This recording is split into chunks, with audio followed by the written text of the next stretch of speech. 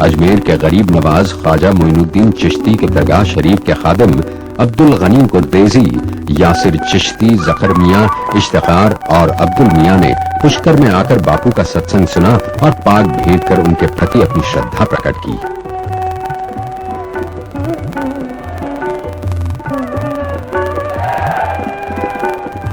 दिल्ली के लाल किले में आयोजित द्वितीय विश्व शांति सत्संग समारोह में हजरत निजामुद्दीन औलिया की दरगाह शरीफ के कव्वालों ने बापू के दर्शन कर उनका आशीर्वाद प्राप्त किया और कव्वाली गाकर अपनी भावनाओं का इजहार किया।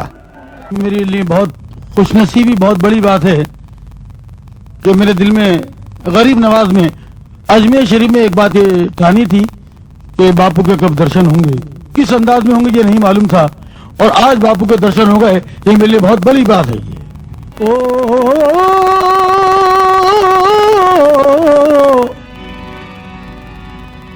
उनके दर तक पहुंचने तो पाए, ये न पूछो कि हम क्या करेंगे। उनके दर तक पहुंचने तो पाए, ये न पूछो करेंगे। उनके दर तक पहुंचने तो पाए, ये न पूछो।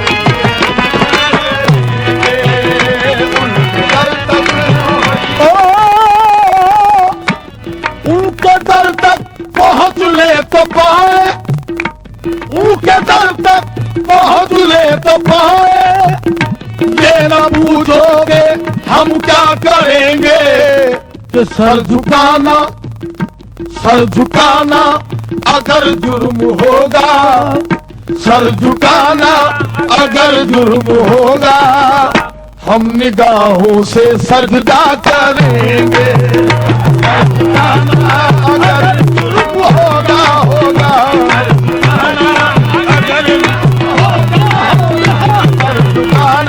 अगर जुर्म होगा।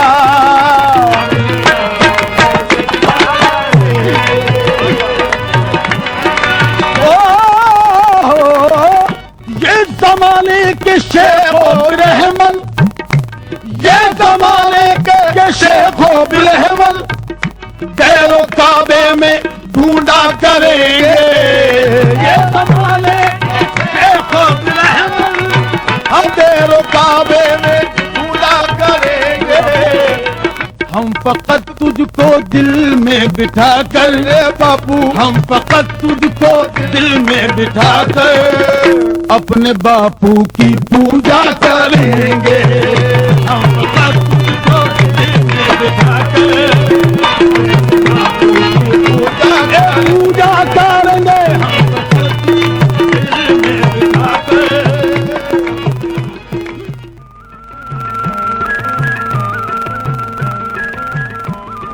धर्म सत्ता की सामर्थ राज सत्ता से बढ़कर है। भारतीय परंपरा में यह मर्यादा रही है कि शासक ही संतों के पास जाते हैं। उनसे अपने और लोगों के कल्याण का मार्गदर्शन पाने के लिए राज सत्ता से जुड़े और उसके शिखर पर पहुंचे विभूतिवान लोग बापू के पास अक्सर पहुंचते हैं।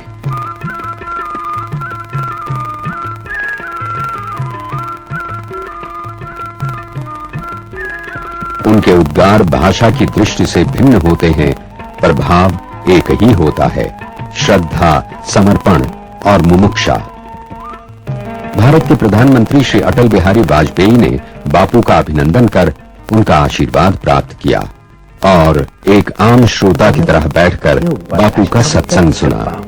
और जगत में भी ऐसा निष्कंटक राज्य किया कि अभी तक इतिहास में उसको आदर से लोग देखते हैं। सम्राट अशोक को उपगुप्त गुरु मिले, उसके बाद अशोक के जीवन में भी चार चांद लगने लगे। मैं यहाँ परम पूजनीय बापू जी का अभिनंदन करने के लिए आया हूँ, उनका आशीर्वचन सुनने के लिए आया हूँ। देश भर की परिक्रमा करते हुए जन जन के मन मन में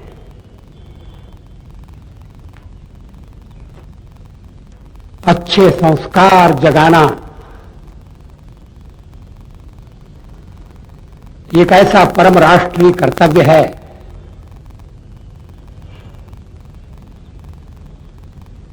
जिसने हमारे देश को आज तक जीवित रखा है और जिसके बल पर हम उज्जवल भविष्य का सपना देख रहे हैं, उस सपने को साकार करने की शक्ति और भक्ति एकत्र कर रहे हैं।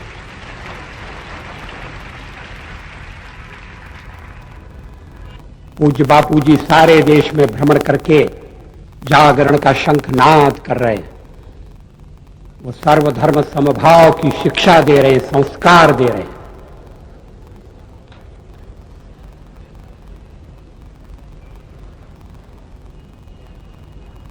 अच्छे में और बुरे में भेद करना सिखा रहे हैं।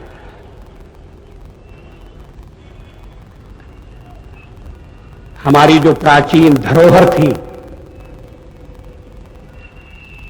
और जिसे हम भूलने का, लगभग भूलने का पाप कर बैठे थे, उस धरोहर को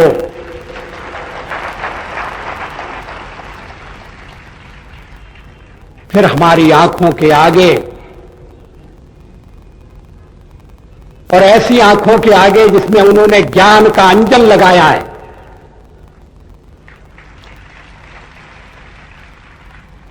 ऐसी आंखों के आगे रख रहे हैं। संतों के दर्शन के लिए भी कोई मुहूर्त होता है और आज ये मुहूर्त आ गया। बापू जी का प्रवचन सुनकर बड़ा बल मिला है। आप सबकी ओर से और अपनी ओर से भी मैं बापू जी के चरणों में बड़ी विनम्रता के साथ वंदन करना चाहता हूं। पंजाब के मुख्यमंत्री श्री प्रकाश सिंह बादल ने बापू के दर्शन कर उनके प्रति अपनी भावना इन शब्दों में व्यक्त की। मेरे वास्ते आज का दिन बहुत ही खुशनसीबी का दिन है, क्योंकि आज हम बापू जी के दर्शन करने के लिए यहां आए हैं। मुझे तीसरी दफा मौका मिला है इनके दर्शन करने के लिए। अमृतसर में मैं गया हुआ था, शाम को वहां इनके दर्शन किए, 2 घंटे वहां संसद में बैठे और सही मानो वो 2 घंटे जो वहां बिताए वो जिंदगी के बेहतरीन घंटे थे।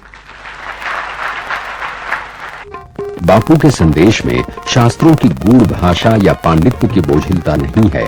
वे जो कहते हैं वो अनुभव से आया होता है। उनकी भाषा और अभिव्यक्ति को कबीर की एक पंक्ति से समझा जा सकता है। तू कहता कागज की लेखी, मैं कहता आंखिन की देखी।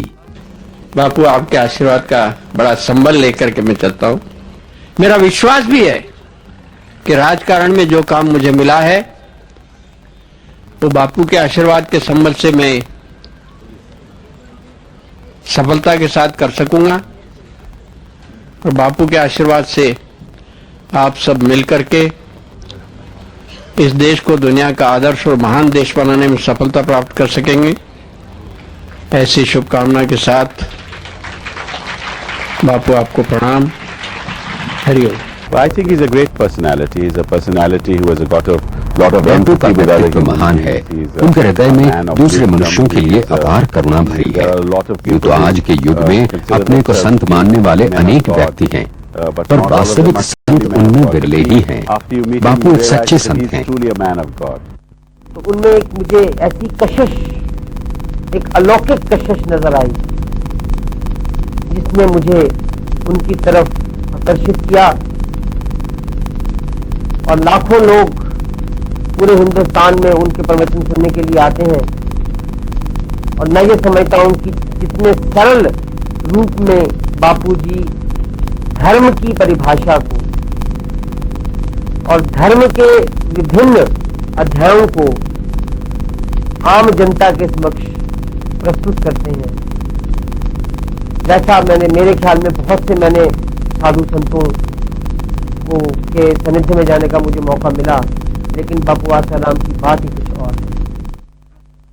बोलो श्याम श्याम गुणगान, बोलो श्याम श्याम गुणगान, बोलो राम रमैया राम, बोलो राम रमैया राम, बोलो बोलो श्याम नाम गुणगान।